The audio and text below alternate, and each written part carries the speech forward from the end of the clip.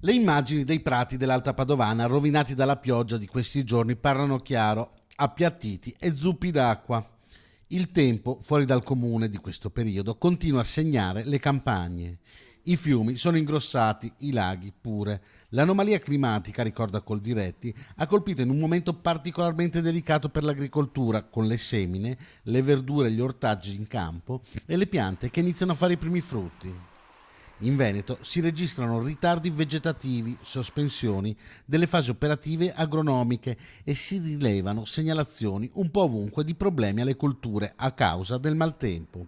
Una delle situazioni più a rischio, secondo la Coldiretti, è quella dei prati dell'Alta Padovana, del fieno maggengo, risultato del primo sfalcio dei prati in programma solitamente da fine aprile fino a metà maggio ed essiccato successivamente al sole.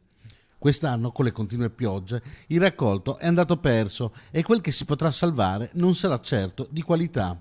Gran parte delle aziende, secondo il calendario normale, procedono poi con la semina del mais, ma anche in questo caso le difficoltà sono all'ordine del giorno.